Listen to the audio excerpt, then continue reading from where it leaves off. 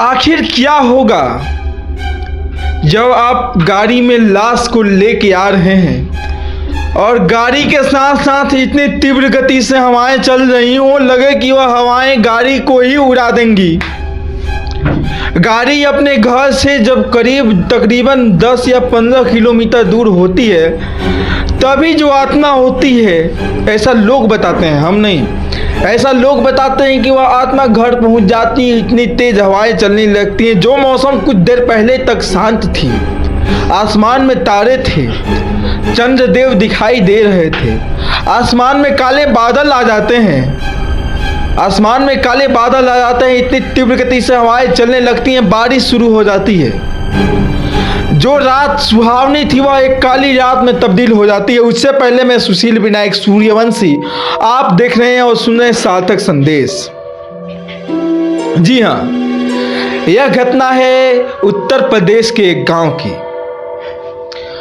उस गांव में काले जादू से बहुत कुछ किया जाता है। उसका मैं वर्णन नहीं कर सकता हूं। मैं एक छोटी सी घटना आपके सामने प्रस्तुत करने जा रहा हूं। एक घर होता है, उस घर में एक बच्चा होता है, बहुत मासूम सा बच्चा होता है। शादी में उस बच्चे ने अपने चाची की जो बेटी है उसको कुछ मजाक में ही बोल देता है। तो उसकी जो चाची होती है वह काले जादू में माहिर होती है। वह जो होती है वह कहती है कि जाओ, मैं तुमको छोड़ूंगी नहीं, और वह काला जादू जो है कि कर देती हैं।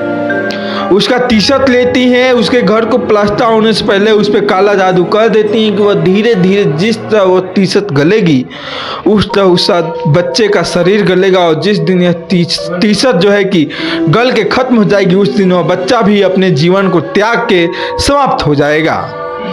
जी हाँ, ऐसा ही चलता रहता है और टी-शर्ट गलता रहता है, उस बच्चे का जो है कि शरीर गलता रहता है।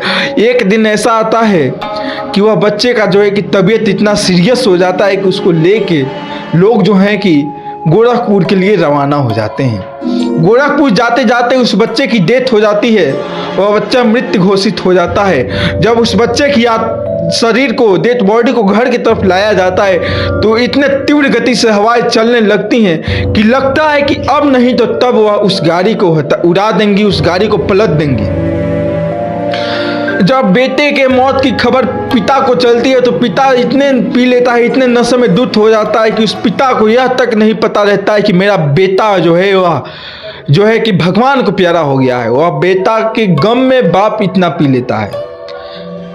लाश जब घर से तकरीबन 15 या 20 किलोमीटर दूर होती है, तब जो घर का गांव का मौसम होता है इतना सुहाना होता है कि आसमान में तारे दिख रहे होते हैं, चंद्रदेव दिख रहे होते हैं।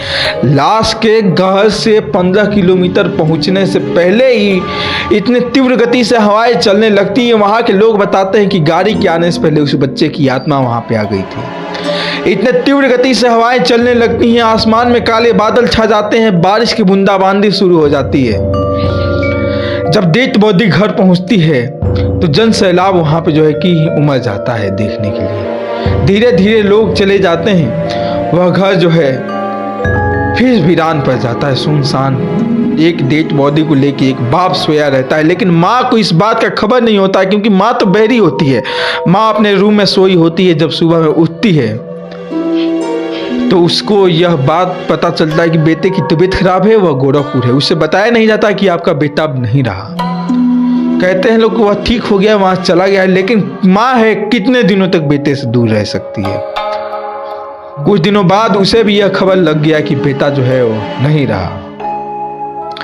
लेकिन सोचने वाली बात यह है कि जो मौसम कुछ देर पहले तक ठीक थी, जो है कि इंटरनेट पे भी बता रहा था कि मौसम ठीक रहेगी, वह घटना हो रही थी, बारिश बरस रही थी, तब भी बता रहा था कि ठीक है, और बाद में भी चेक किया गया हिस्ट्री, तब भी ठीक थी। तो आखिर वह था क्या? आखिर वह था क्या कि गाड़ी जहां जा रही थी तूफान वहीं आ रहा था?